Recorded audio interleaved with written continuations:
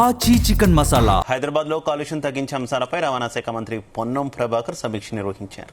Electric వాహనాల వినియోగంపై సమీక్షలో కీలక నిర్ణయం తీసుకున్నారు. తెలంగాణ కాలుష్య రహిత రాష్ట్రంగా మార్చే దిశగా ప్రణాళిక రూపొందించామన్నారు.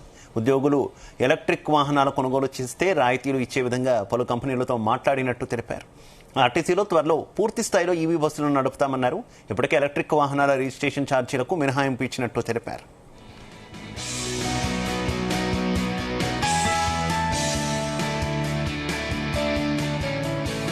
ప్రభుత్వంలో ఉన్నటువంటి ఉద్యోగులందరికీ కూడా ఈవీ వెహికల్స్ కు సంబంధించిన కొంత సబ్సిడీ ఇస్తే ప్రభుత్వ పరంగా కొంత బాధ్యతగా బ్రాండ్ అంబాసిడర్లుగా, ఎందుకంటే రవాణా శాఖ తరఫున ఇంతకుముందే కోరడం జరిగింది. అది జిల్లా కలెక్టరేట్లు కావచ్చు, లేకపోతే పోలీసు ఎక్కడైనా కూడా EV charging station, even tourism places, hospitals కావచ్చు, పబ్లిక్ ప్లేసెస్ లలో ఛార్జింగ్ స్టేషన్లు ఏర్పాటు చేయడానికి అవకాశం ఉంటుంది అనేటువంటి ఆలోచనతో కానీ, హైదరాబాద్ లోనే ఉన్నటువంటి ఉద్యోగస్తులకు ఎక్కువగా జనరల్ ఇంటి నుంచి ఆఫీస్ నుంచి ఇంటికి పోయేటువంటి సందర్భంలో కానీ, జిల్లాలకు పోయేటప్పుడు కానీ ఈవీ వెహికల్స్ వాడుకునే విధంగా ప్రోత్సాహం ఇవ్వాలని నేను మొత్తంగా మ్యానుఫ్యాక్చరర్స్ కోరినప్పుడు కంపెనీ తమ కార్లకు సంబంధించిన వివిధ రకాలుగా వాళ్ళు కంపెనీ వాళ్ళు కూడా దానికి సంబంధించిన డీటెయిల్స్ ఇస్తారు.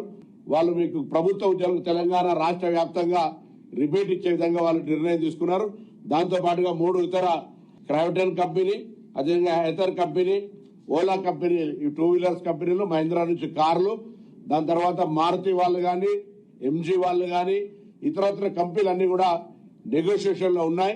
మనం 10 నుంచి 20% వరకు అందరికీ కూడా ప్రభుత్వ ఉద్యోగులకు మెడికల్ అండ్ హెల్త్ ఎవరైనా సరే ప్రభుత్వ ఉద్యోగిగా షోరూంలలో మీరు వాహనం కొనుగోలు సందర్భంగా మీకు గుర్తింపు ఇచ్చినట్టయితే అక్కడ ఆ రిబేట్ కన్సెషన్ తీసుకునేటువంటి అవకాశం ఉంటుంది. దీనివల్ల ముఖ్య ఉద్దేశం ఈవీ రంగాన్ని ప్రోత్సహించడానికి, అందుకే ఉద్యోగ సంఘాలను కూడా పిలిచినాం. ఈ అవకాశాన్ని వినియోగించుకుని ఇటీవల జరిగిన కేబినెట్ లో కూడా మరి ట్రాన్స్పోర్ట్ డిపార్ట్మెంట్ రివ్యూలో కూడా ఈవీ వెహికల్స్ రాబోయే కాలం లోపల ప్రభుత్వ పరంగా అవి హైర్ కావచ్చు, లేదా ప్రభుత్వ పరంగా కొనుగోలు చేసేటువంటి ఏ డిపార్ట్మెంట్ వెహికల్స్ అయినా ఈవీ వెహికల్స్ ను మెజారిటీగా కొనాలి, పూర్తి స్థాయిలో కొనాలి అనేటువంటి ఒక నిర్ణయం కూడా తీసుకోవడం జరిగింది.